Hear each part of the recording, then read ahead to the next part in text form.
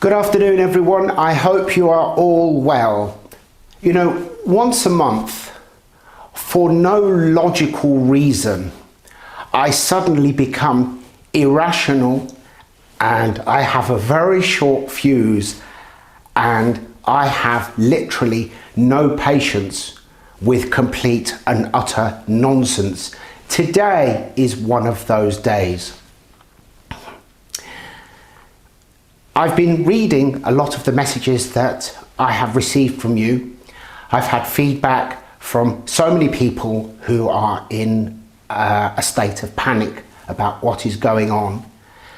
And literally just rolling back over the last year is enough to set me off. But when I see, well, rather when I look at the course of events over the last 2-3 years, how this government took a robust economy that took years of austerity to get where it was, and we end up with these people removing somebody who was voted in and replacing them with a complete and utter moron who was handing out billions of pounds like it was confetti, who then, as Prime Minister, talks to us about repairing the damage that he's done. Has this cretin forgotten that he was the one that put the country in this place to begin with? How does he even have the audacity to show his face in public? He must be completely and utterly shameless to do so. They all are, or must be. Last year, the World Economic Forum published a damning report about our economy, predicting that the UK would enter the deepest and longest recession in history, our punishment for daring to leave the EU. Yet our economy refused to plunge into recession. We do have a very robust economy for the time being, provided these morons don't mess it up even more. And it is Germany that has plunged into the darkness of a deep recession, and the whole of the EU is now in utter panic. And just for the record, I'm not making an argument one way or the other. These are just facts.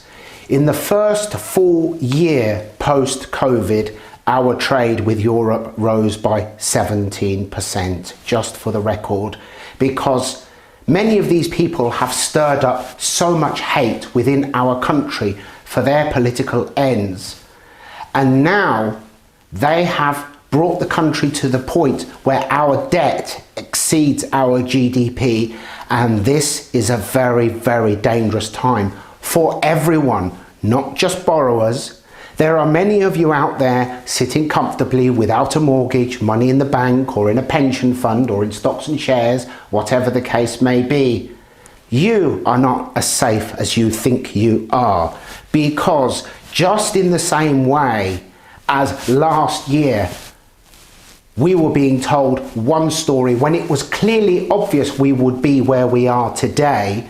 Do not forget that just 3 years ago, the Wealth Tax Commission was formed with the agenda of looking at a one-off wealth tax. Now, that report starts off with basing its figures on taking a portion from those worth 10 million or more.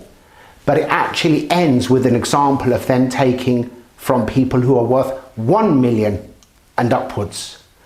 Once they dare to do that, that will be the thin end of the wedge. So whatever you have, whether you owe or whether you don't, you are not safe from these people, because they are leeches and they are out to take as much as they can from everyone, and this is the danger. Many of you may say, well, actually this can never happen. It already has. A few years ago, about 15 years ago, perhaps somewhere around there was a pilot experiment in Italy, where the economy was in dire straits, and they introduced a haircut in disguise. I believe it was termed as some sort of emergency tax on bank balances, and they took half or 1% from everybody's account, and they got away with it. And in 2013, when the banks in Cyprus fell on their knees because they bought a lot of toxic Greek bonds from Deutsche Bank, who got rid of them before they became worthless, they actually had a haircut and they plundered everything over 100,000 euros in all savings accounts throughout the island. Everything. There were people who came to Cyprus, one in particular I can think of, who left there as a refugee in 1974. He returned literally in 2013, I believe 2-3 days before this happened, and he had just transferred 1 million Australian dollars to a bank in Cyprus, and he basically lost the lot, with the exception of the equivalent of 100,000 euros. And once again, he basically left as a refugee. It has been done in a European country in the modern day just 10 years ago. So anybody who thinks that they can't come and take what you have had better think again. The problem is that we are under the illusion that we live in a democracy, and it's nothing of the sort. For example, let's take Northampton North, where I am. Nothing would give me greater pleasure than to actually stand next year or whenever it is, just to make them sweat, just so that I can say exactly what I think about them in the public domain.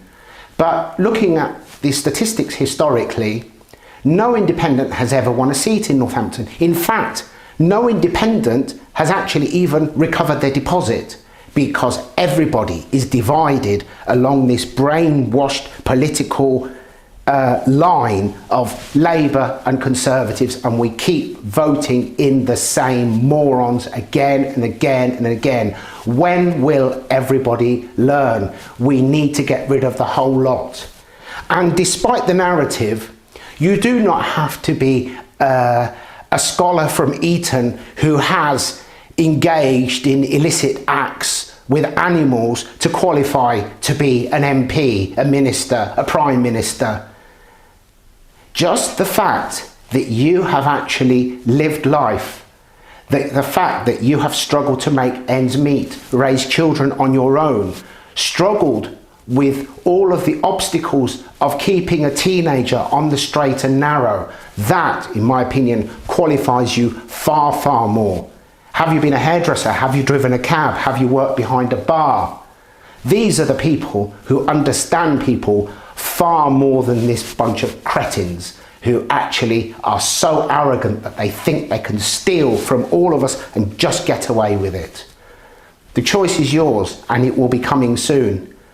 And to those of you, young or old, wherever you're from, whatever you believe, you stand. It doesn't matter what you believe. You stand and you make your argument, because that is a democracy. If you believe that we should all identify as Martians, you stand. If you believe that we should hand over the Houses of Parliament to Russia, you stand.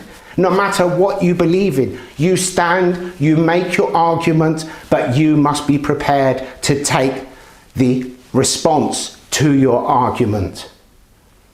What's the worst that can happen?